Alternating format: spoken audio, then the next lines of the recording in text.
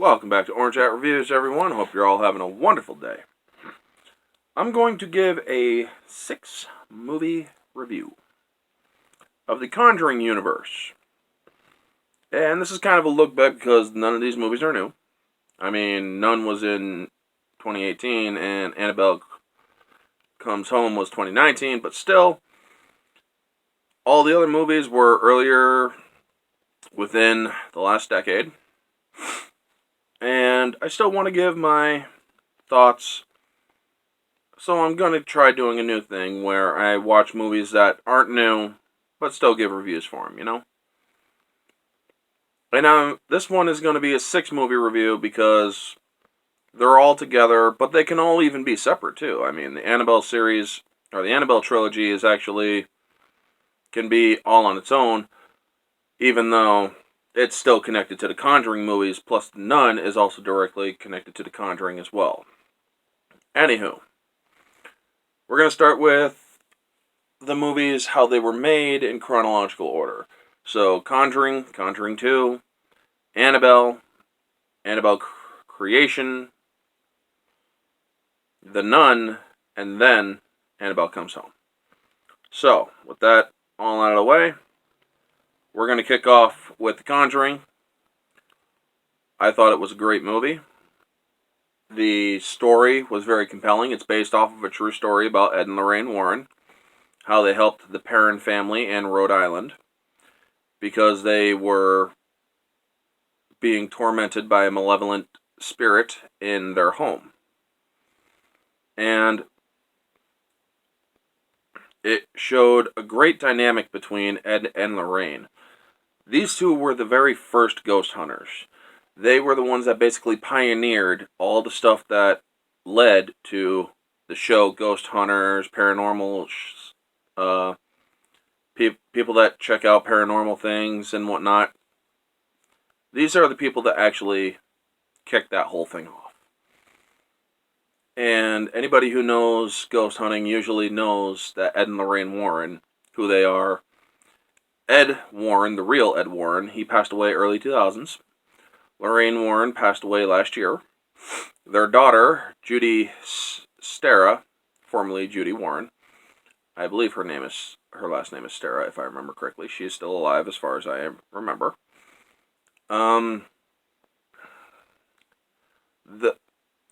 They all were real people. And so were the Perron family. I mean, the casting was great for The Conjuring. You had Lily Taylor, who has been in movies like Ransom, The Haunting, and many other movies. I mean, she's a well-rounded actress.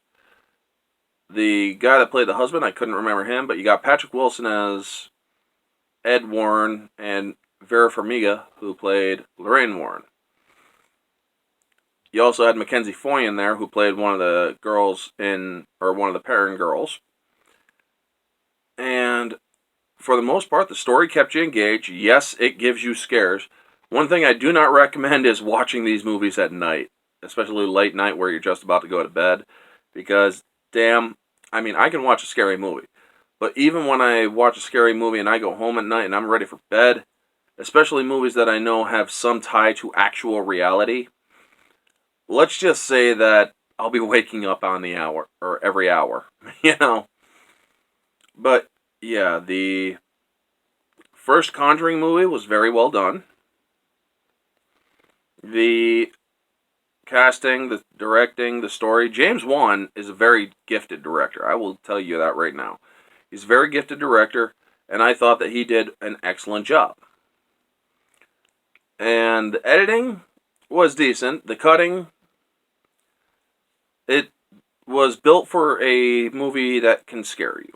It was built to basically do the whole jump scare kind of cuts. So if you're used to fast cuts here and there, or sudden cuts here and there, yeah. This movie is definitely one that does scare the bejesus out of you the first time around. I mean, unless you are, not interested in watching the movie, or unless you are, not moderately scared, or if you're not easy to scare, you might be able to not get scared at a couple things here and there.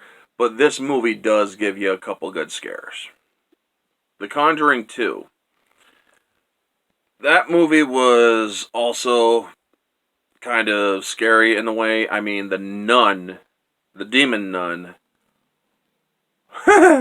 Let's just say that when I first saw that movie, The Conjuring 2, I nearly jumped out of my skin when I saw the demon nun for the first time. When the whole painting scene where she grabs hold from the painting from behind, just runs right at Vera Farmiga. That was, holy crap. Like I said, nearly jumped out of my skin. But that takes place in Einfeld, England. The Warrens go to see if a family is truly experiencing a haunting, or if the children are faking it, as that actual case was actually documented. The people were also real and whatnot, the Hodgson family. But yeah, that one was pretty well done, just like the first one. I mean, there's differences because of the placing and whatnot, but for the most part, it's definitely different because one is in a suburban place, where the other is you're out in the country. So yeah, there's definitely a marked difference in setting.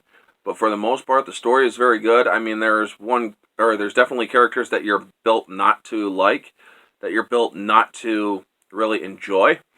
And one of them is the skeptic woman who thinks that they're pranking and that they actually, or that she gets video evidence of the girl faking an incident because the demon told her to fake an incident to get rid of the Warrens. Otherwise, the demon would have killed all of her family. Even though that was its plan afterward, because it started to torment them afterward. But the Warrens figured out what happened, and it actually they made their way back to save the day, so to speak. I like how they touch on the Amityville horror, or the Amityville case, because the Warrens were actually involved in that. They did a talk show and whatnot. They touched on it. The stories of the haunted room, which some people call the haunted museum, of all of the cases that the Warrens had handled. The one thing in the successes of these two movies led to the movie Annabelle.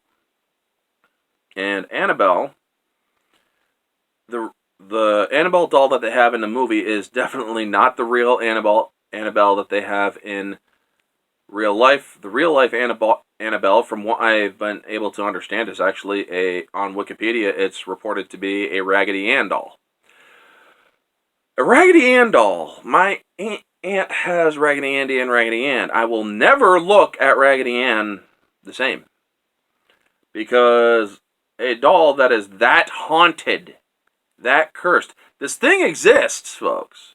These movies were based on reality were based on true stories. Now, yes, there's movie embellishment and all, but still, the curse that is on the Annabelle doll is actually genuinely real. People have talked about it. People have actually made notes on it and whatnot. The case actually happened. It was investigated. It happened.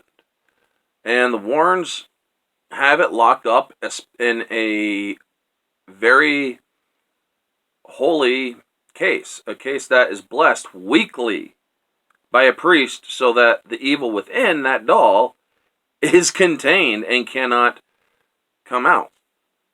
So Annabelle takes place, or the first Annabelle movie takes place, I can't remember the exact timing. I mean, it's definitely in the 60s, because Annabelle was given to the Warrens in 69. So Annabelle takes place, I believe, 68. So 1968, a woman or a new family, a pregnant woman and her husband, just moved into a house, and the husband got her an Annabelle doll, the actual Annabelle, and put it on a thing with a collection of other dolls that were dressed similar in different sizes and whatnot. And two Manson family-esque people one of those women was named Annabelle, killed the Higgins family, their neighbors, tried to kill them, but it didn't work. When the cops arrived at their house, Annabelle went into the room with the doll, slit her throat, and had a tear of blood drip onto the doll, and then the doll became, or also scrolled a demonic sign on the wall next to her head. But yeah, a demon had infested the doll, and it caused all sorts of havoc. It tormented the mother and whatnot, and it tormented the mother by using their child after the baby was born in order to try to get a soul. The demon wanted a soul, and it wanted the baby's soul, but the soul cannot, or has to be given willingly. So yeah, or she's like, I will never give you my daughter's soul. What? There has to be another way.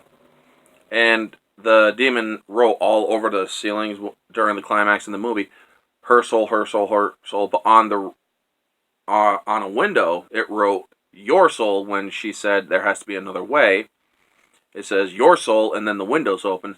She understands that she's going to take her own life to get the baby back. But there's another woman that was in the movie that helped her, a black woman. I can't remember the actress's name, but she's seen in Civil War, Captain America Civil War. She was in Luke Cage, Season 1 and Season 2. She played the main black woman that was running for office and whatnot,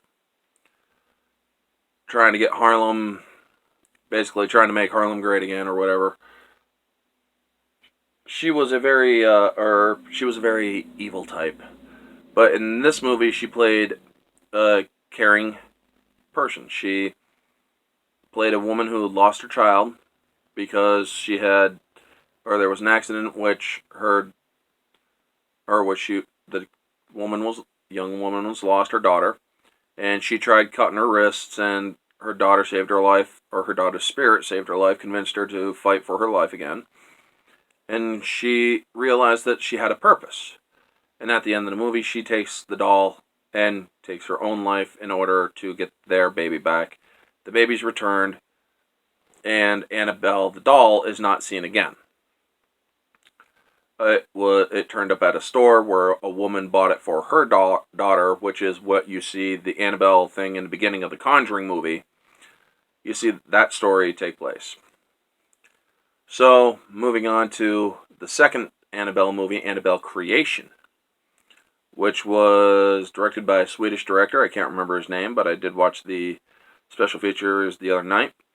That movie was kind of creepy in itself. I mean, there's some jump scares in it. There's all sorts of stuff.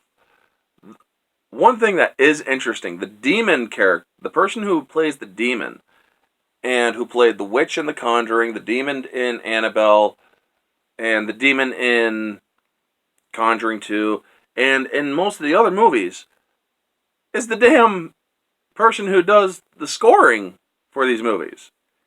Terry Bashir, or something like I think his name is. But yeah, his last name's Bashir. But yeah, he also plays the demon in these movies, and I'm like, huh. The only one he didn't play in, or as the demon, was Annabelle Creation. But yeah, Annabelle Comes Home, I mean. But Annabelle Creation basically describes the origins of the Annabelle doll. It was a toy maker, a doll maker. Their daughter was killed. Their daughter's name was Annabelle. And her name was Annabelle Warren. But they thought that the spirit of their daughter was visiting them. And they described the actual story that the nurses gave to the Warrens, but Annabelle Mullins, the Mullen family was the toy maker's family, and the daughter that died. Annabelle Mullins she had passed. Her spirit had gone to heaven, but a demon had decided to torment this family, and they allowed it access to the Annabelle doll that was created. So they started seeing glimpses of her and whatnot, and Anthony LaPaglia was brilliant in the movie. He played the doll maker himself. Now, this was kind of where the whole thing deviated from actual reality because, like I said, it's a Raggedy Ann doll in real life. It's not an actual porcelain doll that they made in the movie.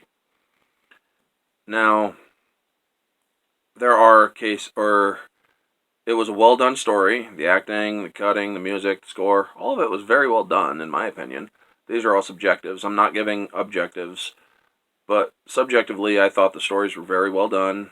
I mean, it scared the bejesus out of me, so they're definitely successes. But for the most part, yeah, I would recommend them for horror fans.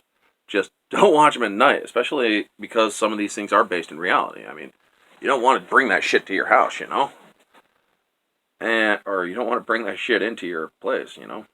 I mean, it just creeps you out in some ways knowing that a lot of this stuff actually took place in real life. So then they have Annabelle Comes Home. Or no, they had The Nun. We're going to The Nun. We're going to skip Annabelle Comes Home for now. The Nun was the next one in the release chronology. The Nun is the demon that you saw in The Conjuring 2.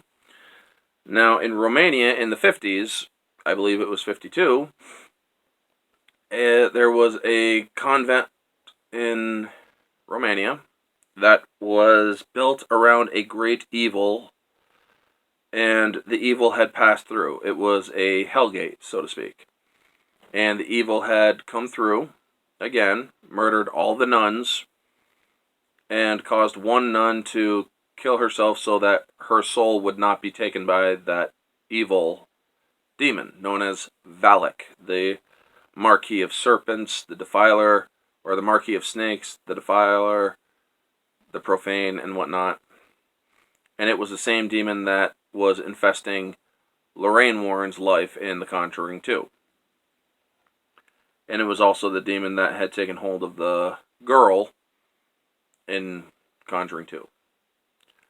But yeah, the nun, or the main nun character in the movie, not the demon nun, but the girl who was becoming a nun, who took her vows during the movie, was played by Thaisa Farmiga, who is Vera Farmiga's daughter. You could definitely tell because she looks a lot like her mother in a way. I mean, her mother is more aged, obviously, but she's almost a spitting image of a younger version of Vera. But anyway, you also have Demian Bashir, who was in Machete 2 with Danny Trejo. He played the insane guy that had a bomb strapped to his chest. Anywho, he played the priest. They were sent by the Vatican to investigate the cloister, or the suicide, and they find out the demonic presence. And the nun actually connects directly to The Conjuring 1, and to the Warren, or one of the Warrens' cases that they were showing a slide on to a school. Now, they fight against Valak, while Valak is taking a blasphemous form of the nun. And there is a guy that helps them. They call him Frenchie. And he gets possessed, or he gets a slight possession, basically what I would call a possession tag, from the nun to him, because the nun is banished back to hell completely. But because she basically put a possession tag on him, the demon still had a way into the real world. I mean, when they're leaving and they think that the evil is fully gone, he rubs the back of his neck, and then you see an upside-down cross on the back of it. And then they explain that he was the person that was being exorcised in the Warren slide film that they were showing, where Lorraine Warren, or where the guy was crying tears of blood in Conjuring 1, and grabs Lorraine and she screams out because she saw a vision of her husband's death. That movie, when I saw it in theaters, I got home, I did not sleep that night. That movie was creepy as hell. Now, Annabelle Comes Home. I watched that a few nights ago for the first time. Let me tell you something. I'd never been scared or more scared in my life. That movie was very well done. That movie hit all the right scare spots for me. I mean, that doll creeped me the hell out. Did the right dress or jump scares. They did the right kind of things. The special effects were done in a way that truly sold the scare. I mean, the werewolf thing was kind of campyish, but also very well done. I mean, this movie had a great scare. This movie scared the bejesus out of me when I was watching it. And I was watching it, lights off and all that stuff. I like to watch horror movies so I could get scared, to actually get me to jump. And this movie definitely did. But I didn't sleep that night either. Oh my gosh, man. Because that's how scary these movies can be. I mean, I'm a horror movie fan. I love horror movies. But when they scare you that much to the point where you're afraid to sleep, because when I went to sleep, I was seeing that damn demon from that movie in my dreams every time I went to sleep, and I'm like, nope, wake it up, wake it up, wake it up. But yeah, that movie was well done. They had a different actress for the Warrens' daughter, Judy, because, well, the other actress is older and whatnot.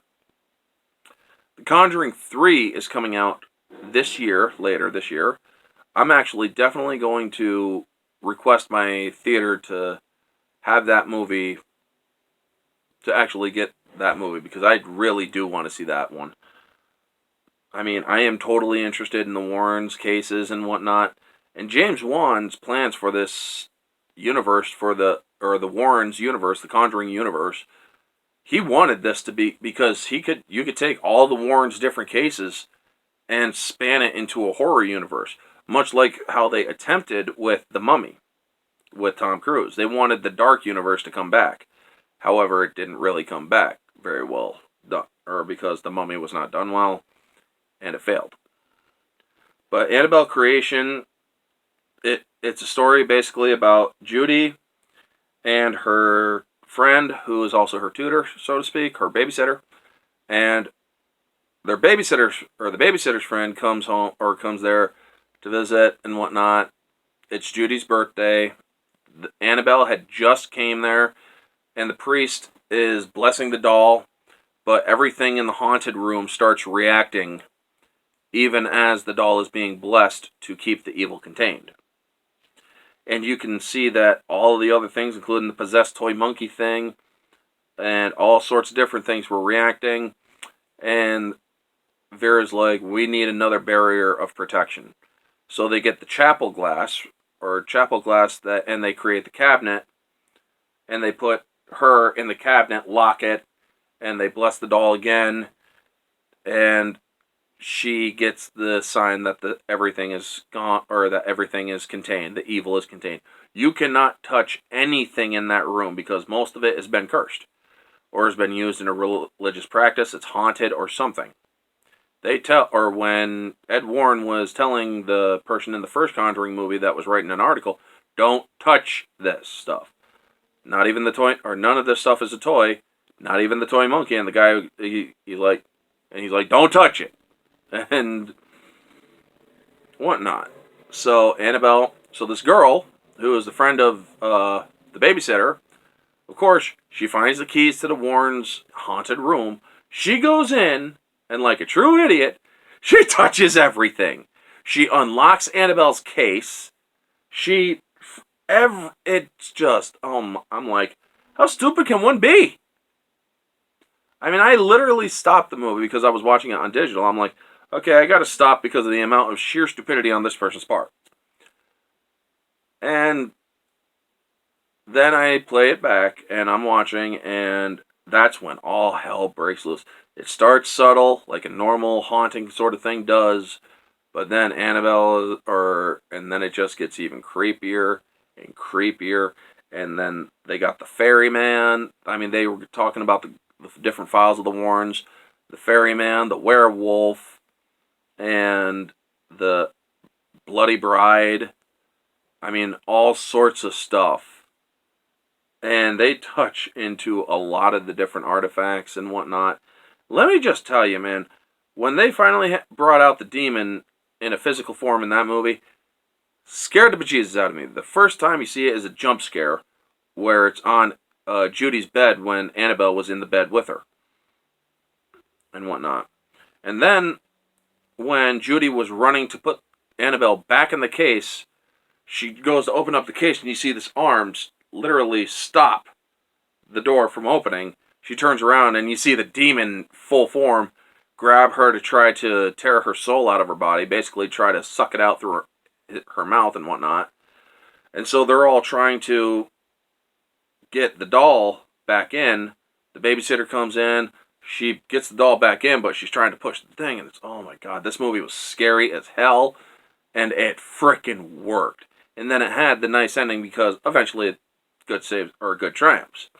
They get the doll in, they lock it, everything stops. Everything is no longer going after them. Now, that is kind of a stretch because even though Annabelle is a conduit, as they explain, she's a conduit for other spirits and whatnot, all that other stuff is cursed. So it shouldn't have really stopped everything else, if you ask me. I mean, it really should have, or all that other stuff is cursed, and that girl touched everything. I mean, so the next morning, because all is well, they go and they tell the Warrens what happened. She tells her parents they had a very frightful night and whatnot, and they're having Judy's birthday party, and a bunch of people show up. I mean, Judy, when she goes to school, she's not liked well because everybody thinks her parents are weird or whatnot, and she thought she was going to spend her birthday party alone. Turns out a lot of people come, including a kid that bullied her a little bit. He came and apologized and whatnot. It was a great story. All of the Conjuring Universe movies are a great story. And they're great story, or they're great scares. I mean, if you like horror movies, you will like these movies. They will scare the bejesus out of you. I mean, it gets that good.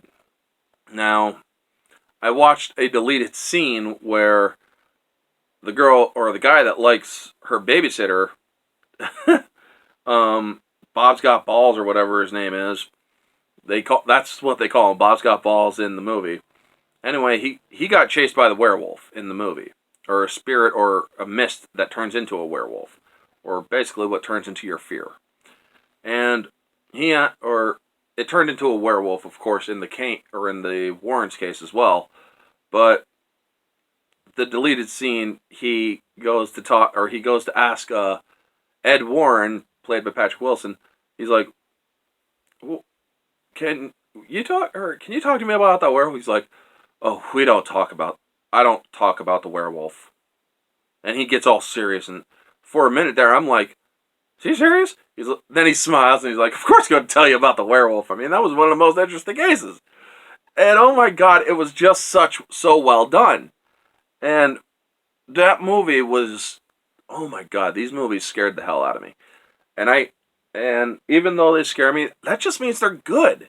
They get the job done. A horror movie is to scare you. It's not meant to make you laugh. I mean, yeah, it does have some funny moments here and there, but you're going to be scared. You're going to have that fear reaction.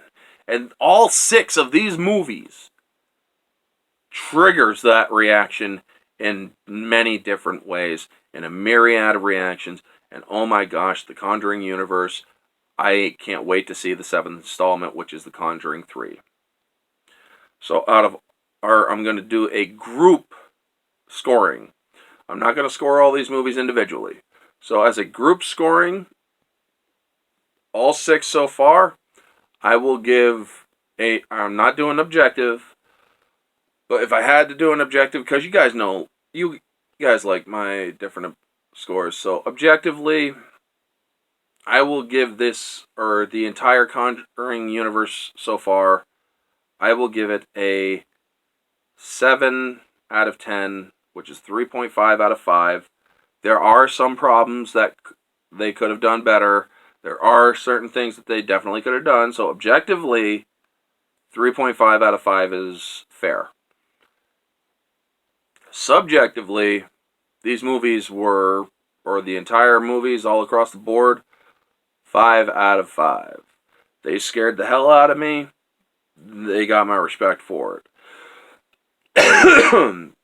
Moviegoers, like I said, if you're into horror movies, you're going to get scared. You're going to get those reactions. So 5 out of 5 moviegoer as well.